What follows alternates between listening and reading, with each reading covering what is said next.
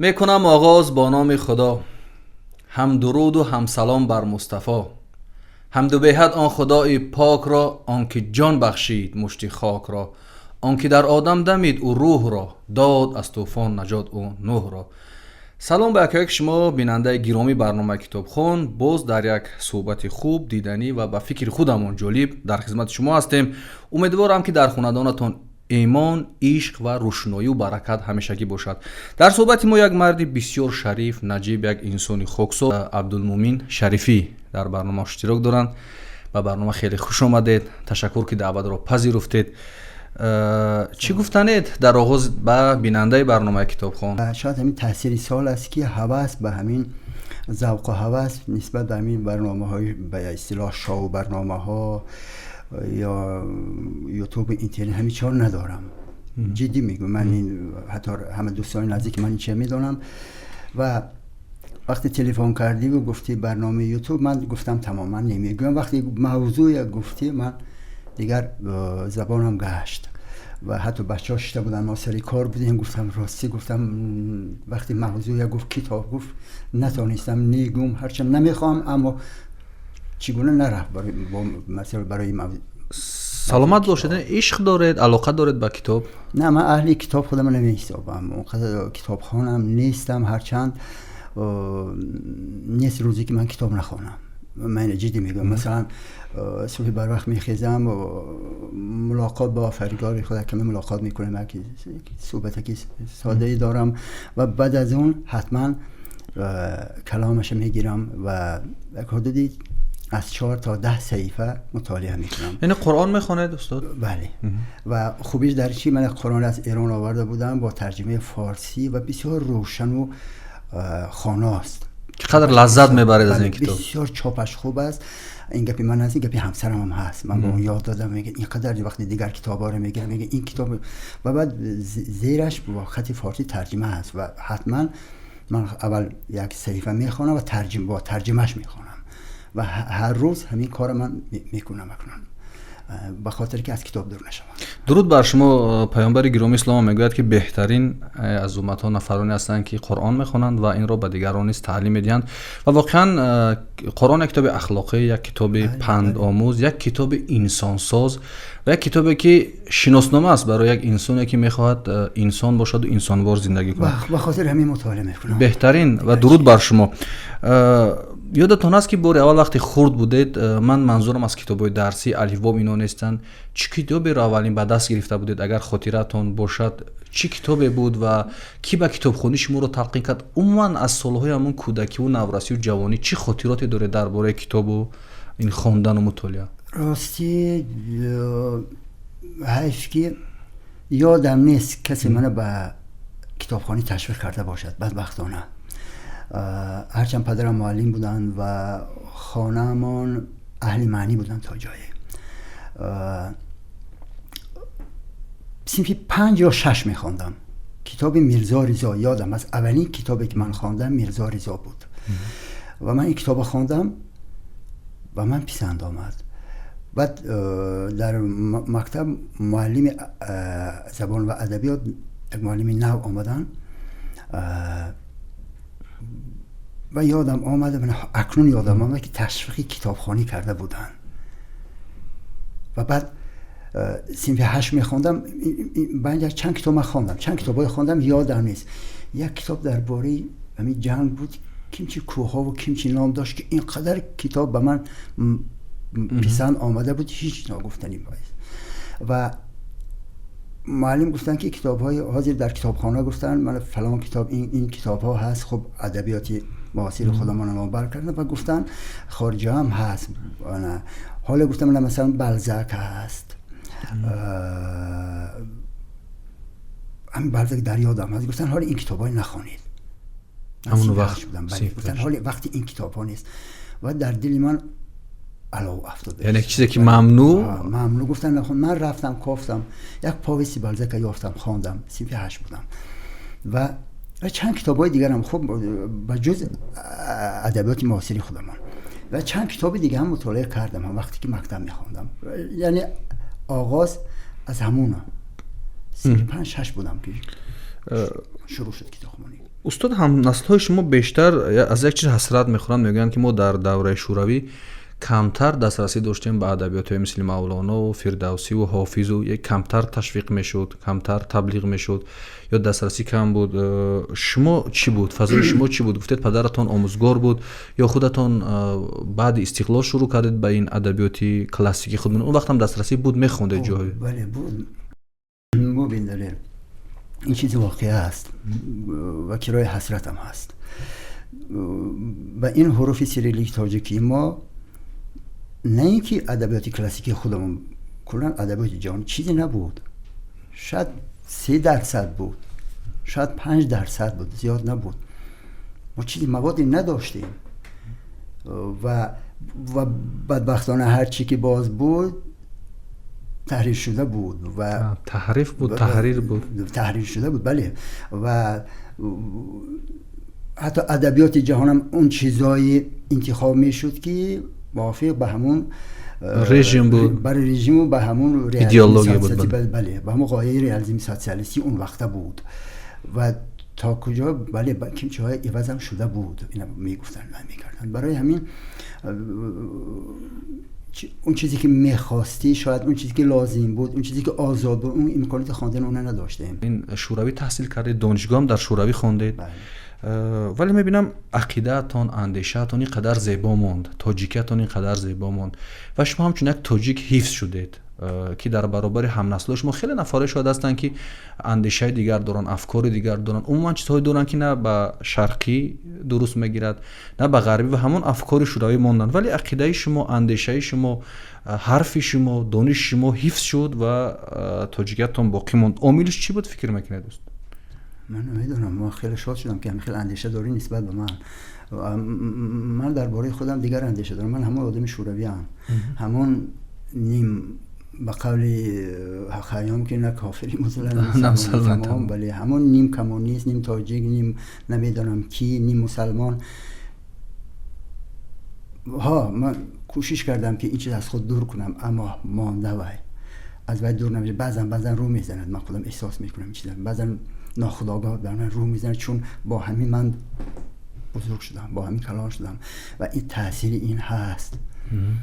امروز مثلا من خانواده من نمیتونم عوض کنم. تا مکتب رفتنی نبیرم مریم جان و با همه بحث میکرد. کخنین آشخانه مثلا چیزایی که خانه سچاق پلاتنسن سچاق بحث میکرد با پدر و مادر و با هم با همشون بحث میکرد و نزد من میومد. بعضا چونان ادب گفتار تلویزیون چیزا تماشا چونان ادب گفتاری میکرد، من خودم حیران میموندم و بعدبختانه مکترک مثل همه شد. یخماس نه مثلا مراجنیک نه یخماس هم و بعد این مکتب یک سال نیستیم که یک مکتب رفت تمام دیگر شهر میدارد یخماس گفتن مثل همه مراجع میگه دیگر شهر میدارد کخلی آشخانه گفتن واسه چون ما نزد این محیط دست کرده هم بدبختانه. همچنین که هنرمند در کجا دیدید علتش؟ یعنی فکر میکنید محیط کمی ناسالم است از نگاه زبانی و فرهنگی و این چیزا؟ خب شما که همیشه در جامعه هستید، میانی مردم هستید، حتی با این کوچه ها زیاد قدم میزنید، رفت و آمد دارید، خیلی یعنی ناسالم است محیط؟ هم محیط هم زمین. بدبختانه ما زمینه نساختیم. ما مشغول همون بازی های سیاسی، بازی های اجتماعی، این چیزها، مبارزه های اجتماعی، این چیزها شدیم. مسئله گذاری اجتماعی سیاسی خودمون شدیم. چیزی مهمه از دست دادیم. صرف نظر کردیم فرهنگ. اون فرهنگی هستی انسان است، هستی ملت و دولت است. ما این چیز صرف نظر کردیم. ما صرف نظر کردیم معارفه. بسیار کاری بد کردیم وقتی معارفه یک کمی با قفا پرتافتیم، بعد رو آوردیم اما دیر شد. اکنون خیلی وقت لازم، خیلی قربانی لازم، خیلی زحمت لازم که بله که اون جای پیشتره خود گیرد. اون جای پیشتره خود چند سال در عاقب است. ما باید امروز در این درجه باشیم. ما کجای این درجه که ما درجه پیشی شوروی خود گرفتن نمیتونیم. یک چیز بسیار دقتم رو جلب میکنه وقتی به همین کوچه ها ما میرویم، شعارهای بزرگ است فرهنگ هستی ملت، یا نوشته شده است که پایه دولت نگردد به معارف استوار و به همین مانند ما شعارهای زیاد داریم، مخصوصا در کوچه مرکزی و کوچه های دیگری دوشنبه. شما به فکرم میبینید استاد این شعارها را؟ فکر میکنید یک کمی مردم شعار زده نیستیم؟ یعنی شعارهای زیاد داریم ولی در عمل وضعیت چه خیلی است؟ وقتی که عملی نمیشود میشود شعار. ببین چند سال پیش یک نویسنده و اهل فرهنگ و هنری منقد اوکراین اینجا آمده بود. وقتی نوشتجات دید و وقتی دید که در کوچه ها مثلا دو جوان تاجیک با هم روسی حرف میزنن، در حیرت ما گفت چرا ایخ شما گفت و عصبی شد و یک روز بعد با من اون با یک دعوتی تشکیلات خارجی آمده بود و به همین ما که فرهنگی هستیم با ما یک رابطه پیدا کردم و یک دو روز چهار روز با او بودیم و وی عصبی میشد. پیر بود وی 30 سالی، یعنی آدم شوروی بود، کاملا شوروی بود و بعد میگفت بچه‌ها میگفت این خیلی نمیشد ملت ساخت، این عاقبتش مرگ است. قریب گریه میکرد بیچاره و من میومد میگفت ببین اینا تاجیکن چرا روسی حرف میزنن؟ تاجیکی نمیدونم چرا شما میدونید که شما یا چرا نوشته ها منمنی نشه چین مصاحبه مقاله هم گفتم اما بکی مینویسه. عملی شدن در این است. شما ببینید راوی‌های تلویزیونی ما یا رادیو تلویزیونی ما کلا زبانشون تاجیکی نیست. تاجیکی کلمات تاجیکی هستند اما گوش تاجیکی نیست. نمیدونم چه خیلی این گوش است. نه فارسی ایران است، نه فارسی افغانستان است، نه فارسی تاجیکی. نمیدونم چه زبان است. نمیفهمی که آخه ما که یک لی داریم. نمیشه که والله الله میخوانم مملکت برای شما این چه زبان است. و تمامی راوی‌های ما یک وقت من در عبدالحیر در تلویزیون جهان ما گفت بیاد راوی من درسی سخن. خب گفتم باشد کاش. رفتم من حدود 2 ماه 3 ماه درس گفتم و بعد وقتی که به همون راوی میگم بچه‌ها آخه ما که خیلی نداریم برای چی مملکت، برای چی الله میخوانیم، شعاری ما وطنداران از کجا میخندن خودشون. راست ما عادت کردیم و بعضیش که اندرگمون غروری نمیدونم شهرت اینجا بالا ترک کردم. گفتن کی هست که با ما با این درس ترک کردن درس من رفتن و بدبختی در اون که من 3 ماه داد گفتم و کار کردم هرچی گفتم بعضی ها تا جای ایواز شدن و من که رفتم با همه اصل خود برگردم چون محیط همین گونه است. میگید علت فقط در محیط است استاد؟ یعنی محیط ما رو اینقدر میسازد، یعنی زبانی ما رو، فرهنگی ما رو، دانش ما رو، یا علت های دیگر هم داره؟ علت های دیگر ببین عزیزم، شوروی صدر ضیا و باب و بلاگ شورویه. به خاطر چی؟ به خاطر که عرب آمد، خب گیریم از اسکندر آمد کشت و رفت، گرفت و قولی خورد و برد و مثلا چی کرد و رفت، سوخت و رفت. بله سوخت و رفت. عرب آمد، خوب جنگ است، کشت و نه، اما با خود فرهنگی آورد، چیزی نو آورد، اندیشه نو آورد، فرهنگی نو آورد، اندیشه نو آورد، ایمان آورد و جا کرد ما قبول کرد. گذشت رفت. و گذشت و رفت. چنگیز آمد کشت، غارت کرد، سوخت، بینهایت وحشگی کرد، گذشت و رفت. بلشویک اومد چی کار کرد؟ هم کشت، هم غارت کرد، همه کرد و به معنویت ما دست زد، بدبختی به اصل ما دست زد، خطی ما را زد، حرفی ما را زد. من معنویت همین است، با خطی ما، با زبانی ما، با هستی، با سنتی ما. و تصور کنید آواز بسیار دامنگر از استاد عینی میشن که این زبان چی ساخت. فرمایش دادن که هرچی میسازی ساز که اون کلمه و اون اصطلاحات در ایران و افغانستان که هست در درمان نباشه. هرچی میسازی، هرچی که در اونجا چیزایی که در اونجا نباشد از کجا میسازی؟ یعنی کمر از هستی خود کنده کرد. کنده کرد. و چی میسازی؟ بعد این بیچاره هر کجا رفتن از اینجا یک کلمه یا اصطلاحی که در لهجه بود و شاید از بین قریب رفته بود همونا را گرفتن، یا که اونقدر مهم نه، یا که اونقدر معنی کامل نداشت، از اون زبان ساختن. و بعد خب خودت هم همه میدونن که زبان تاجیکی ما عیناً ترجمه روسی یزیک، بله همون زبان روسی است. بس این زمینه بود. زمینه ما مثلا امروز نمیشد که ها با قبل همسایه ما که ما هم چوجه های لگینی ما دیگر هم بزرگ شدیم همون دیگر و این تا جای همیگونه ساختن و یک بدبختی گرچه که همین جنگ شهروندی همین کشاکشی ها ما یا نگذاشت که با یک تبادلاتی عقیده و فرهنگی بزرگ کنیم. اصلا شروع شده بود استاد سال 80. بله خیلی بازار و لایق و گل رخسار و یک گروه از جای دیگر اومدن. یک شروع خوب بود استاد. خیلی خوب بود و بدبختانه همین چیز از بین رفت. انا این چیز ما باید دادیم. قزاق‌ها که هیچ چیزشون مانده نبود. من قریب که هر سال چند سال آخر قریب که هر سال میرم اونا رو شناخته نمیشود. اونا در حقیقت میلاد شدن. یکی مثلا همسایه ما ازبکستان که در زمینه فرهنگی ما مثلا رشد کردن پیشرفت دیگه. من در چندین جا دیدم مثلا یک روز دو تا ازبک شدگان ازبکی گپ میزنن. اجازه نمیده. حتی در قطارها میره وارد میشن روس‌ها وارد میشن روس‌های ازبکستان اونا ازبکی گپ میزنن. با خودشون اجازه نمیدن که به دیگر زبان حرف بزنن. نه ارج میگذارن. با اون زبان و با اون فرهنگی که در اون دولت در اون کشور اونا زندگی میکنن. اما خودمون به زبان خودمون ارج نمیگیریم. کجا کنیم دیگرها؟ ما خودمون احترام که وقتی نداریم کجا دیگرها؟ ما خودمون که به زبان خودمون درست حرف زدن نمیتونیم. حتی در واسطه اخبار عمومی رسما در دولتی اینجا ما با این درجه رسیدیم. اگر وضع زبان چنین است پس وضع کتاب مطالعه چگونه است از نگاه شما؟ وضع خواندن امروز چگونه میبینید؟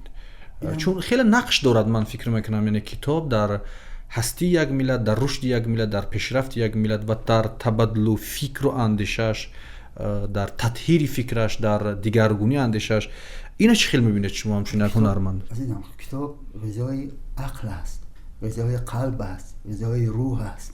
چگونه نقص نداشته باشد؟ سالهای 90 ما جوان بودیم، در اهارون کار میکردیم. هم وقت نه منتخبات جامی، گنجوی، مولوی همینا چاپ میشد. ما میدویدیم، گفتن که چاپ میرفتیم کتاب نیست. حتی استاد فرخ قاسم ناله کردیم چی گپ میدیم. یا آدمای نمیفهمیدگی کیم که خرافاتی ها میبین کتابا رو میگیرن نمیمونن که ما کتابا اعتراض کرده بودن. رسالتتان رو انجام شده میحسابید در همین سن سالان؟ شما فکر میکنید که رسالتتان تا به اینجا انجام دادید برای این ملت یا نقشه های زیاد دارید با کارهای دیگر دارید، اندیشه های دیگر دارید؟ انجام همون وقت میشود که این من اینجا شده ناله نکنم، درد دل نکنم، خرسندی کنم، افتخار کنم که من فرهنگ ملتی من کجاست، زبان ملتی من کجاست، کتابخانه در کجاست، آموزش کجاست، معارف من کجاست، فرهنگ. شبیه یک آینه باید شما نمایش بدهید برای جامعه که چی است وضعیت امروز. ما هر کاری میکنیم از روی امکانیت البته. خب بعضا میشد که خب انسانیم، بعضا به خطا دست میزنیم، بعضا بی پروایی میکنیم، بعضا شاید از مسئله میگریزیم، شاید بعضا میترسیم. خب چرا میترسید؟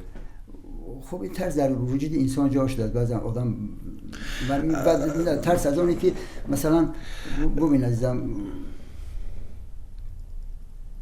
وقتی که یک کار میبینی که فایده نداره یا که از منفعت از ضررش بیشتر است، ترسان میکنی خب چی فایده؟ مثلا از اونی که من میگویم و چیزی نمیشه. مولانا میگوید که دوست می‌دارد یاری ناشفتگی، کوششی بیهوده به از خفتگی. من فکر میکنم همه گونه تلاش، همه گونه حرکت یک نتیجه دارد. ولی در این موضوع ترس چرا من از شما این چیز رو پرسیدم؟ وقتی که یک زیایی، یک فرهنگی، یک نفری دانشمند آخر رسالتش همین است که بیاید کمبودی رو بگوید و برای اصلاحش تلاش کند، در این جای کار باید از چی بترسد آخر؟ مثلا اون واقعیت هم میگه، حقیقت هم میگه که کتابخوانی در کجا، از زبان این حالت دارد، یعنی وای دلسوز است برای این ملت، برای این کشور، ولی حتی برای یک صحبت عادی میترسد و ریشش چیست؟ ریشه همین ترس، بازم همین محیط است و اطرافی که ما زندگی میکنیم. ببین ترس از ترس فرق دارد و بعد وابسته به اون شخصیت است. نفری هست که عموما چیزی گفتن نداره، بدون تملق، بدون چیزی گفتنی ندارد و وظیفش هم همین است و کارش فقط شهرت و عنوان و بعد این چیزها. و خب این چیزها هست. خب بعد چیز دیگر هست که همه چی حد دارد. ترس هم حد دارد، خب فاشگویی هم حد دارد، هرچی حد دارد که ما خدا را شکر صاحب عقلیم، بعضا بر میکشید در میزان ترازو میگذاری، بعد میبینی که آیا این قهرمانی تو منفعتی دارد، آیا این قهرمانی تو سازنده است. مثلا من میبینم بسیار قهرمانی و بسیار چیزی که بوی از سازندگی، ولی بوی از سازندگی نداره، برعکس به ویرانی میبرد. یعنی جایی که ما هم بدبختیم فکر میکنم ریشه در همین ترس دارد. اگر به موضوع کتاب برگردیم، چون جوانان زیاد برنامه کتابخانه رو تماشا میکنن و هدف ما هم دعوت ما هم تبلیغ به کتابخانه است، در آغاز برنامه گفتید که صحبتون از قرآن خوانی شروع می شود، از کلام خداوند که چیزی باست و دوام روز همین خیلی به پیش می رود. بجز از این کتاب مقدس آسمانی، باز کتاب های مورد علاقتون، مورد پسندتون هست که میخواید با ما تقسیم کنید با بیننده ما، چیزی را در میان بگذارید در این زمینه؟ خدا رو شکر. در آغاز گفتم که بدبختانه با این حروف سیریلی تاجیکی ما که بود، من بسیار هیچ منبع لازمی که نبود و حالا هم نیست. ما از بسیار چیزها کنده شدیم، از بسیار چیزها دور شدیم و تا همین وقت، تا چند ساله که پیش، عقیده من نسبت به کتاب، نسبت به ادبیات خودمان، نسبت به ادبیات معاصر، نسبت به ادبیات جهان دیگر بود و بعد دست به بعضی کتاب‌ها زدم، کلا فکرم دیگر شد. خب من حدودی همین 1.5 سال اخیر کتاب‌های خواندم، 1.5 سال اخیر. بعضی مثال میارم به خاطری که خدایی کند که با کسی تحصیل کند و بله به اندیشه کسی کم، اگر خدا کند که عوض کند و رو به کتاب آرد. مثلا وقتی که اکوتاگاوا خواندم، 1 سال بود پیش، یا یانوساری کاواباتا، یک نویسنده با ژاپنی هست که جایزه نوبل هم گرفته، کتابی گرفتم که 2-3 رمان داشت، یک پاویست داشت.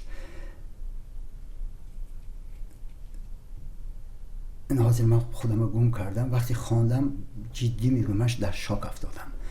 گفتم انا چرا این ملت، این دولت امروز اینقدر پیشرو است ژاپن، وقتی که این ملت اینگونه نویسنده دارد، وقتی که این ملت اینگونه عقیده میخواند، اینگونه مسئله گذاری میخواند و آشنا میشود و اینگونه فکر و اندیشه تفکر دارد، البته پیش می رود.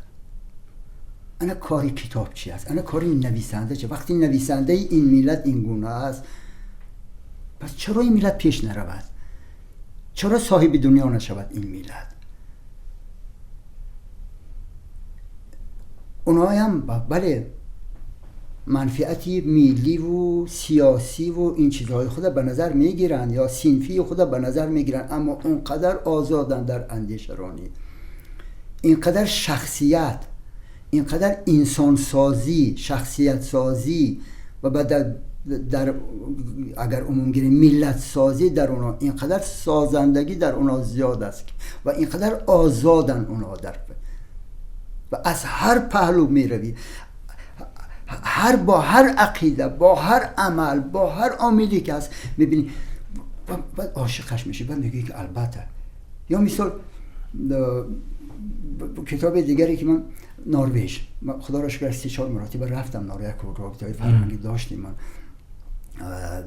و میگم چرا چند سال اخیر در رده 1 تا 3 از جهت آسایشتگی و ترقیات در 3 جای اولن همه وقت. کشوری نروژ، بله نروژیا، نروژ همه وقت در 3 جای اول است. من فقط یک کتابش خواندم، یک نویسنده سیگرید اونسید، اون طرف از جانب سیگرید اونسید زن است، نویسنده زن است، یک رمانی تاریخی دارد که کریستین دختری لاورانس، کتاب کلان است، 2 کتاب 1000 و چند صفحه شاید خوانده هم باشید. میخونی عاشق این ملت میشوی، عاشق این نویسنده میشوی،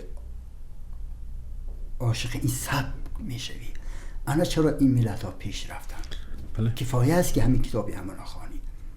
یا مثلا اینا یک 20 روز پیش من یک 2 کتابی همینگوین در روی میزی من بود، من تمام همینگوی بله بهتری نویسن. بله انا امریکا برای چی پیش رفته است؟ همینگوین اصلا بیشتر اثرات ضد جنگی است، و خصوص جنگ دوم جهان ضد آلمانی فاشیستی و چی جالب است وقتی که میخوانی چنان مثلا یک رمانش واقعی اسپانیا سال 36 که اون انقلابی کمونیستی بله. بعد آلمانی فاشیستی و از بین برد. بله.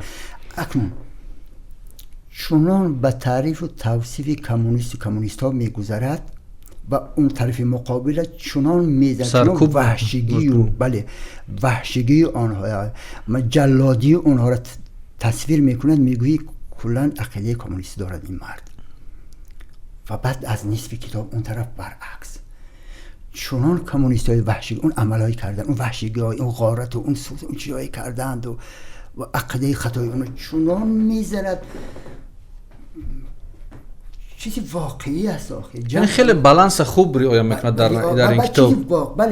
بله هر یک چیز توازن نگاه داره. توازن هست و بعد هر چیزی که هست ما آدمیم، ما دموکراتیم، من نمیدونم اسلامیم، دنیویم، نمیدونم کمونیستیم، چیه، ما انسانیم که از خطا آری نیستیم. اون چیزی من گفتم ها از ترس بدبختانه آری نیستیم، حتی درجه البته از این چیزا آری نیستیم. عرب اسلام آورد اما جنگ بود، مگر عربی ظالم نبود، جلاد نبود، خونخور نبود، جاه طلب و مال طلب نبود، که انسان بودن دیگه. انسان بله این یا مثلا کمونیستا که با این یک غایه خیالی بی معنی بی پایه آمدن و من حیران میشم. مثلا من فقط اینجا مثلا میگه یک چیز عادی میگن هر کس موافق قدرتش به هر کس به هر کس موافق طلباتش. آخه این چیز عادی است، طلبات انسان میگن چشم انسان خاک سیر میکند. این چیز عادی است، طلبات انسان اینقدر داره که اگر دنیایت سیر نمیشود یا به هر کس برابری، چه برابری وقتی 5 انگشتی کس برابر نیست، نمیشد که من تو با در یک جا کار کنیم برابر معاش گیریم، برابر خوریم، برابر هیچ امکان نداره. خودش همین معلوم است که بی‌پایه است، خودش همین است که دروغ است، خودش همین چیز است که مردم به راهی با همین غایه ما میلیون کشتیم، برادرای خود کشتیم، زیایو رو کشتیم، اندیشه را نیست کردیم، خطا نیست کردیم، فرهنگ را نیست کردیم. و متاسفانه هنوزم دعوای بعضی افراد از این است که اونها خیلی مثلا فرهیختن چون گذشته کنشون کمونیست بود، هنوزم دارن عقیده کمونیستی دارن. آدم تعجب میکنه. خدا چشم دل انسان کرو کرده کند. ما با این جاده از اگوتاگاوا گفتید وقتی که این کتاب از عذاب‌های جهنم من در ترجمه تاجیکش این کتاب خواندم و یک مقدمه دارد وقتی که میگویند استاد عبدالقادر رستم اینا که درود برشون از این برنامه که خیلی کار خوب کردن، بله بسیار کتاب جالب و زبان هم بسیار زبان خوب است. اگوتاگاوا وقتی این کتاب من خواندم همون مقدمه‌اش یک چیز به من جلب کرد که این نفر 33 ساله یا 30 ساله از دنیا رفتن، همین نویسنده ژاپنی، ولی این کتابش دنیا را امروز افکار میسازد، در دنیا اندیشه میسازد و مردم مطالعه میکنند. شما وقتی که خواندید به این سن سال توجه کردید که یک آدم در 30 سال 33 سال این کارو میکند، ولی ما بالاتر از اون سن هستیم، کاری کردن نمیتوانیم و نکردیم تا به امروز. نمیدونیم اکنون دامن محیط را بگیریم، نمیدونم دامن تربیتگرامون را بگیریم یا چیز را بگیریم. مثلا شما چی فکر کردید وقتی میبینید یک نویسنده جوان با این افکارش، هم نویسنده ژاپنی یا هم نویسنده‌ای که از نروژی گفتین یا هامینگوی دیگر رو، خب محیط برای اینا سازگار بود یا خودشون برای خودشون محیط ساختن؟ هرچند محیط میسازد، اما تاریخ انسانیت بین شخصیت ها ناوابسته به محیط، ناوابسته به موضع، ناوابسته حتی به ملت، شخصیت ها کاری خودشان میکنن و خواهند کرد. فقط خواهند کرد، فقط اونا را محیط روانه نخواهیم عزیزم. اگر اون محیطی مثلا ملت سازی دولت ژاپن نمیشد اکوتاگاوا مثلا و میکرد اون کارش. اون خودش این کارو میکنه. بله میکرد این کار. شاید کمی دیگر خیلتر، شاید کمی چه، اما میکرد اون کارش. اما مثلا برای آنکه نویسنده ما امروز بیاد ملت سازد و چی سازد و باید محیط کمی سازگار باشد، زمینه کمی باشد. مثلا داستایوفسکی شروع کرد به خاطر که روزش نمیگذشت. بله. چون حق قلم خوب بود برای زندگیش و خیست نویس و داستایوفسکی شد. یعنی باید محیط سازگار باشد. اگر توجه نیست، اگر هیچ قرب اعتباری نداره، اقلا حق قلم خوبی باشد که هوسمند شود اون نفر بیرد مثلا به ادبیات دست زند، اون نابغه ای که نوابسته با محیط با جامعه کاری خودش میکند و باید به ادبیات دست زند که مثلا یک چیزی هست، یک چیز بجز این غایه و بجز این آرزوها و بجز این چیزهایی که بلندی که باید بسازی. این سال آخر که پیشرفته ترین کشورهای دنیا را یک کتابی دو کتاب ادبیاتش را خوندید، از ژاپن، نروژ، هم نروژ که مردم نروژ و امریکا. خب نظرتون به ادبیات خودمون چگونه شد؟ یعنی ادبیات کلاسیکی رو من در نظر ندارم، ادبیاتی که 100 سال اخیر نوشتند. و فکرتون اون چی بود، این چی بود، چی بود نظرتون چی بود؟ خب گفتید که نظرم دیگر شد در مورد ادبیات. همین نظرتون رو میخوام که چرا دیگر شد نظرتون؟ ادبیات ما خب همه میدونن بیشتر سیاسیه، پارتیوی بود، ایدئولوژی بود. ایدئولوژی بود و سیاسی بود، ایدئولوژی بود و هر چی که ایدئولوژی سیاسی میشد دروغ میشد، ساخته میشد.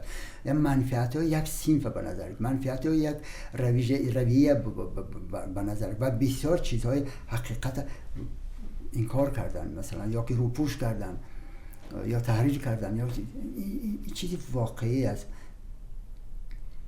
و بعد میفهمی که مثلا حتی بعضا میخونه میگه به خاطر چی همین اثر؟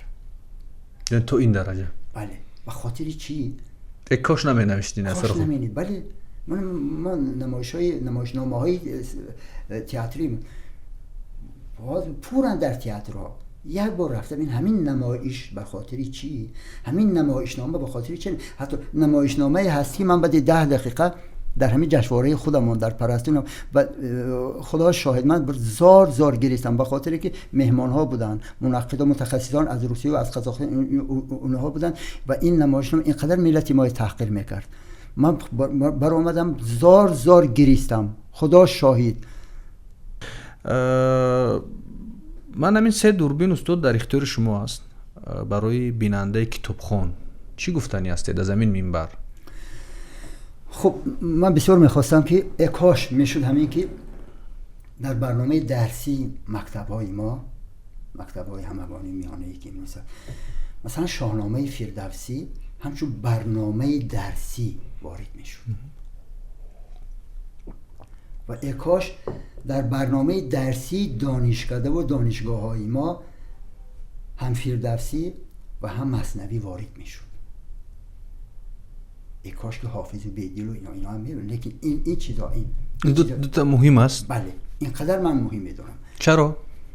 ببین خب مثنوی معلوم است. بله جایگاهش من. فردوسی شاهنامه، خود فردوسی میگه که خب من عجم زنده کردم بعد این فارسی.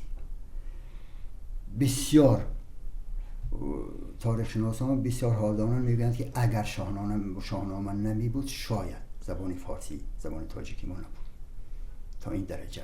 و درست هم میگن و دلیل هم دارن.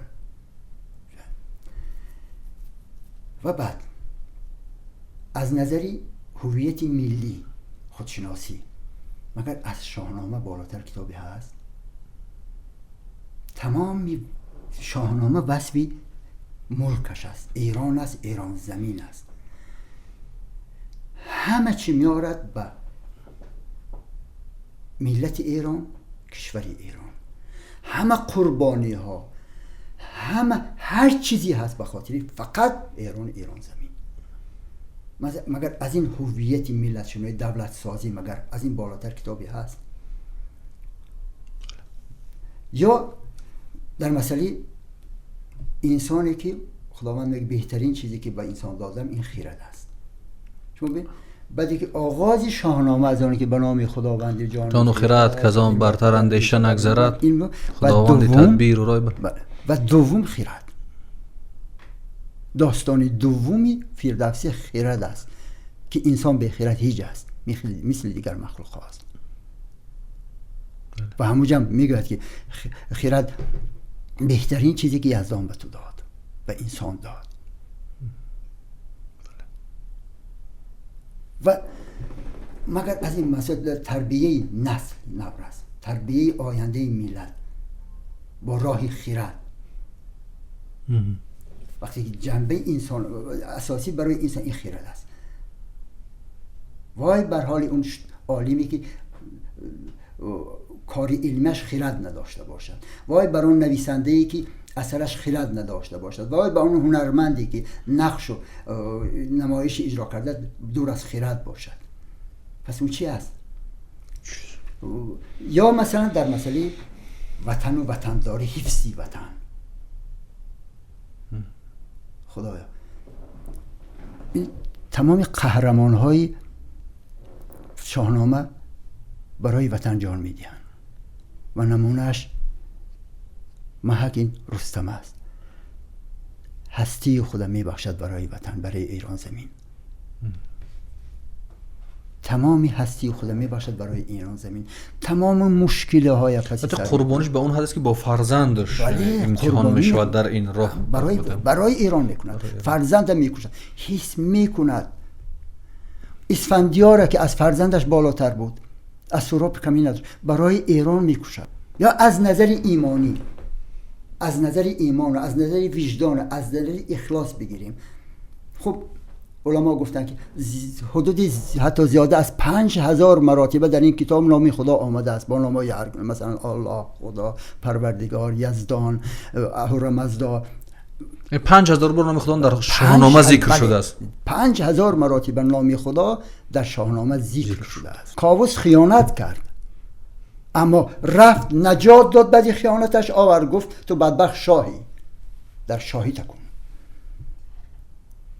مگر شکست. و بعد اگر خوانده باشیم بعد پیش از هر محاربه، پیش از هر جنگش رو به خدا میاره. خدا تو به من مناجات میکنه، خداوند این قوه‌ای که تو به من از توست، من چیزی نیستم، من کسی نیستم، به من قوت ده، در پناه اسمت من نگاه دار. و بعد هر جنگ باز مناجات میکنه، شکر به این قوه دادت، شکر به این اراده دادت، به اون چیزی که من نترسم، من غالب. یعنی هرچی بود گذشته که ما بودیم همین چی. یعنی گذشته خود هر کس به نیکی یاد نکند آینده نمی سازد. از گذشته خود درس نگیرد آینده نمی سازد. از گذشته خود عبرت نگیرد آینده نمیشد ساخت.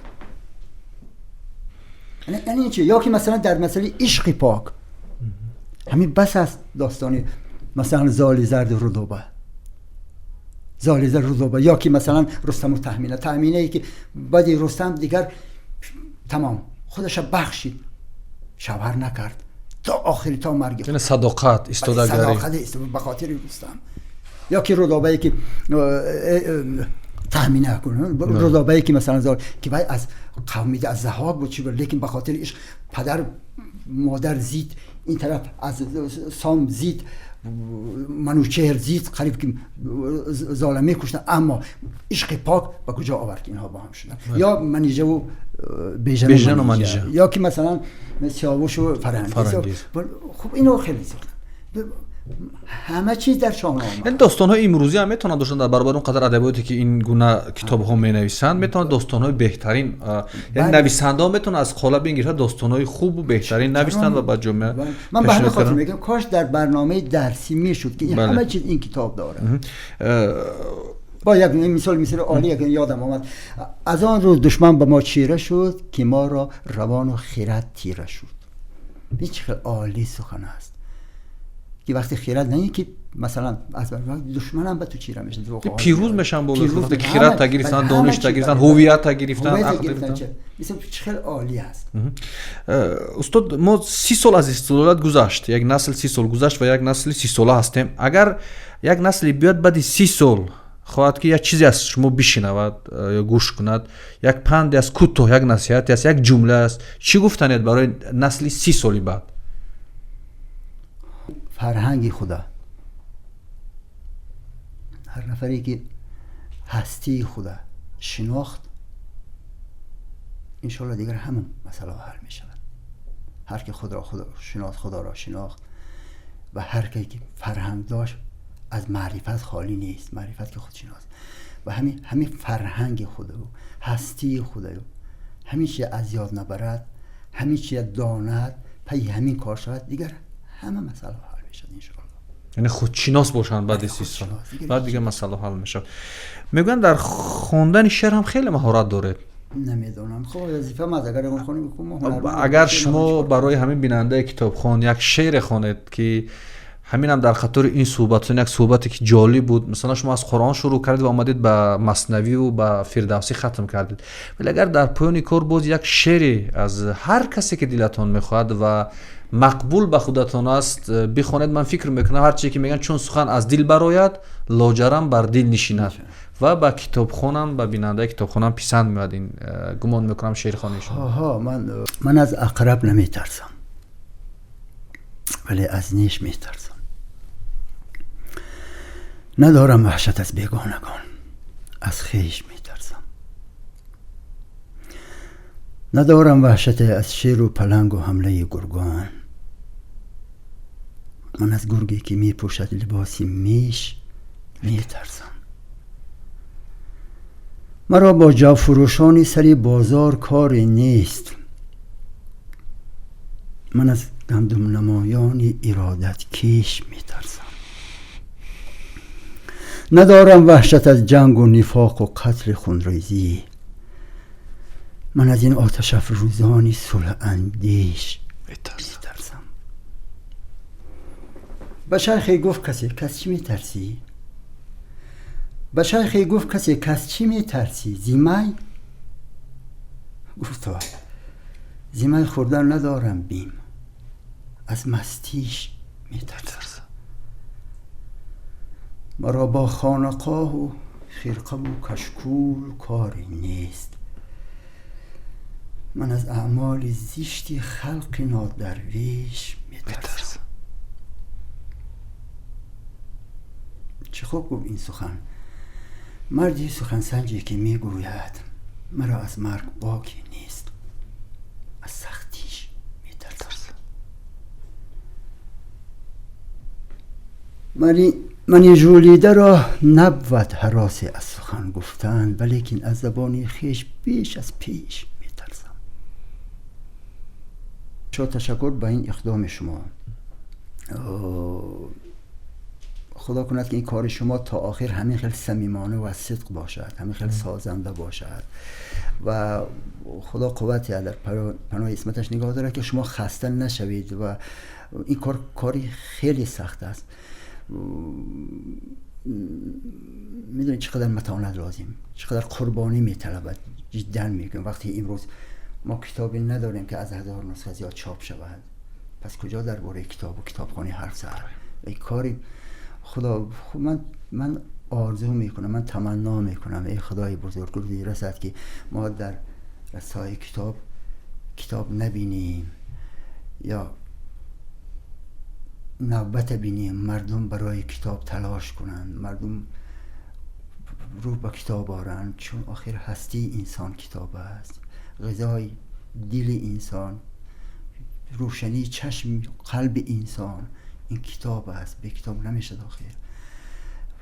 باید کتاب خوانیم، باید سری کتاب و مسئله چاپی کتاب و مسئله کتاب خوانیم، این چیزا باید توجه شود. از قشر پایین تا به بالا. از نام خودم و از نام هیئت جدی برنامه کتابخوان به شما تشکر میگم که وقتی خود را دریغ نداشته در برنامه ما شرکت ورزیدید و در خلاصه شما گفتنی هستم که شعار برنامه ما هم هدف برنامه ما هم با امیدی که روزی مردم عزیز تاجیکستان تاجیکان دنیا سراسر رو به کتاب بیارن، رو به مطالعه بیارن، رو به اندیشه بیارن، رو به دیگر شدن افکار بیارن. اینجا برنامه کتابخوان رو به انجام میرسانیم. تا برنامه بعدی در حفظ و پناه خدای مهربان باشید. خدا نگهبانتان.